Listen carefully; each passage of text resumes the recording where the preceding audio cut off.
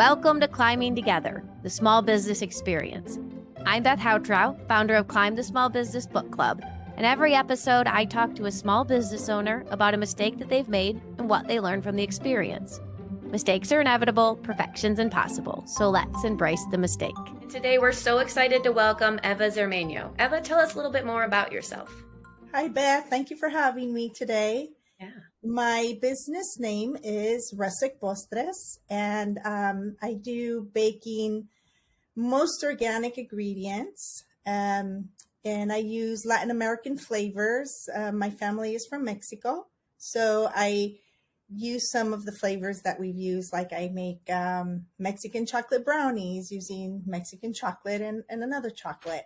Make jalapeno cheese corn muffins using some corn is a big staple in Mexico. So also a little bit of honey in there, corn, the cornmeal, and some fresh jalapenos that I chop in there with some cheddar cheese, actually.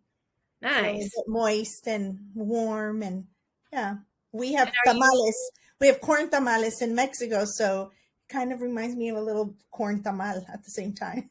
Nice.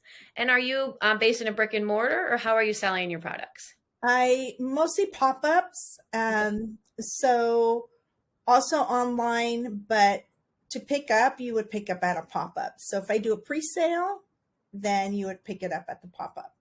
Very cool. Awesome. All right. Well, we're here to talk about mistakes, so let's jump right into it. Talk to me about a mistake that you made when you first got started, some misconception, straight out mistake, or something that happened.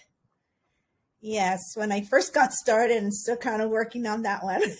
So it's not budgeting, not taking care of finances, thinking that I love to bake.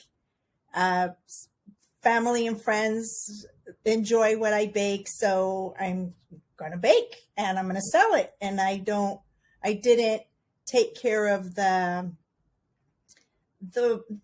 pricing of all my ingredients and to see if I was really making money from my items. Yes. Yeah. So common. That people love making something. And so they feel compelled. They're like, oh, I'm going to sell this, but they don't fully understand all the expenses that go into making it, building their business, running, even like you said, pop-ups. There's a real cost to running pop-ups, right? Yes. So you have to think about and figure all those things in. Yes. All right. Yeah. And so what did you learn from that, and how did you kind of shift that mentality? What I'm still learning from it is things change a lot.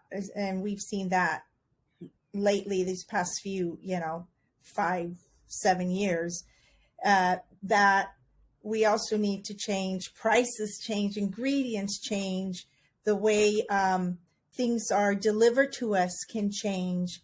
Even if I decide that I try to do source my ingredients locally, like my jalapenos, I go to a farmer's market and get them from either from a local grocery store or from the farmer's market. So change is constant. I continue to learn. I continue to educate myself, taking different classes, but also just to continue finding what is best for my business, what is best for myself, what is best for my customers also. Yeah, I love that. That answered the question. Yeah, you did. And it's such a valid thing that so often people in business classes want the perfect answer. What should I do for my business? And I always say, well, we have some general things we know work usually, but that every business requires exploration of what works for you, what works for your customers, right? For your unique target market. So that's such a wonderful way to think about it, as being open to taking in the information, just not intentional learning, but also tracking and understanding kind of day by day what's going on, what changes are happening. And there's never been a time with more changes. I might be approached it has happened by someone or a company that I thought, oh, wow, I didn't think that they would be interested in my product or my baked goods. And, oh yeah, we like this. Can you, make this amount? So I also have to think out of the box a little bit from where I had, actually, that could be another mistake, Beth. Sure. What's that? Yeah. Another mistake. Just putting myself in too much of a small box, thinking I am a small business, and it's too small of a box that I could branch out. And why not? Why wouldn't a company ask me to make, 500 cookies? Yeah. Yeah, absolutely. That is another thing, right? Is we all sometimes there's a inferior like that what's the imposter syndrome, right? And like Yes. I'm just a little business and I'm not a professional baker and all of these things. So why would I go big? And then either someone talks you into it or someone discovers you and you realize, oh, there's this opportunity that's really out there. Yeah, that's awesome. That's another great, super common mistake that so many people face, especially I think women of color, right? That there's this but any women, right? This idea that it's sweet, you're a woman, you have a business, but you're not too big of a business. Don't get too big for your britches. I feel like I've heard that before, and Yes. so you've got to like the mindset. You've got to overcome that, right? So Yes. awesome. Yeah, Definitely. Yes. very cool. Okay, so we talked about your mistake, and you talked a little bit about classes.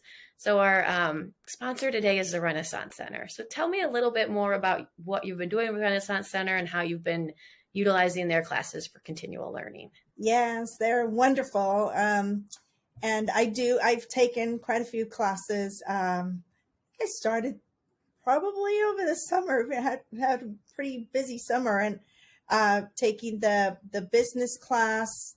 Tomorrow actually is the last day. Tomorrow's our final there. I did the pop-up acceleration class. Even though I had already done I've been involved with pop-ups for the past year and a half. I did that class to see a different perspective and learn the do's and the don'ts of Yes. pop-up. Yes. Whether me leading a pop-up or being a part of someone else's. Yeah. And let's see, the financial class starts today.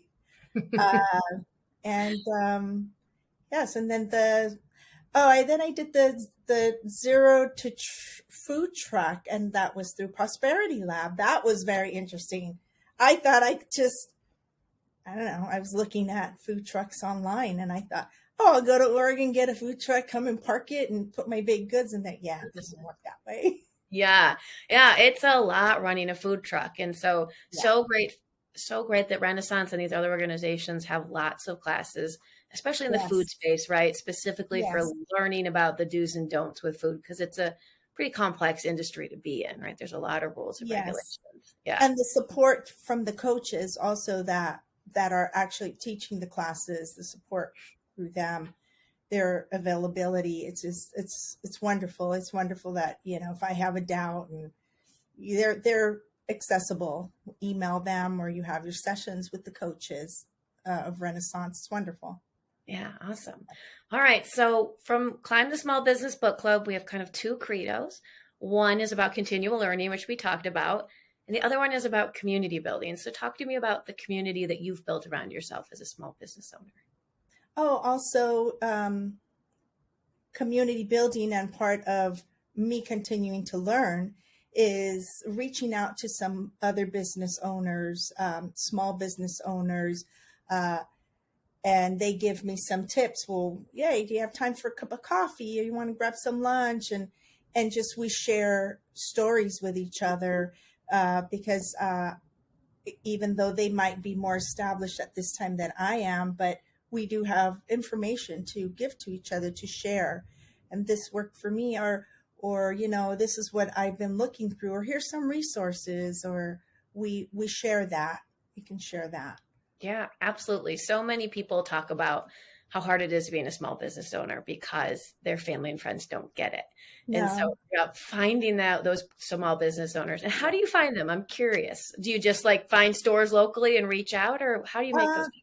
Social media. I'll follow some on social media. I enjoy going to farmers markets. Through Renaissance, they have the Comida y Comunidad at Renaissance. So I'll go to those because it's the community. It's all small businesses, no matter what your business is, but we all have something to share. And maybe I heard someone not too long ago, about a month ago, a gentleman said, it could be lonely being an entrepreneur. So, and I agree. So when we come together, like you just said, sometimes your family and your friends, they don't understand because we don't have the I want to say regular, but I know that's not the correct word, the 9 to 5. We're Right. just, it's different. Yeah. So building and finding people that their product or the way they post is interesting to me, and I would like to learn more from them. And I'll reach out, and they'll let me know, yes, I can, or I go in and I purchase their product. So so we get to talking, and that's how I find people to build the community. And I have found that they are very grateful that someone's reached out, because I think it's a mutual feeling. Yes. Yeah, I think 100%. I think a lot of us feel like, oh, they don't have time to talk to me. But so many people are like, oh, thank goodness there's someone else to talk to about this experience, what I've gone through. There's learning there, but there's also commiseration, talking about the ups, there's celebration, the ups and the downs, right? All of those things. It's much harder to do with, like you said, that 9 to 5 person who's like, I don't know, I just go to my job. Yeah. Right. Right. Well, awesome. Hey, Eva, thank you so much for joining me today. It's been a delight chatting with you. Thank you, Beth. Likewise, I'm looking forward to also part of your book club. I'd like to learn more through your book club, because I see there's wonderful information and recommendations on the books also. That's part of the club. I appreciate that. Yeah, love it. Please do, anyone, check out the book club. And I look forward to talking to you again soon. This podcast is brought to you by Climb the Small Business Book Club, where entrepreneurs go to learn, discuss, apply, and grow. If you enjoyed the episode, be sure to subscribe at Apple, Spotify, or Google Podcasts, or follow us on Instagram at Climb Book Club. And always remember, mistakes are inevitable, perfection's impossible. So let's embrace the mistake.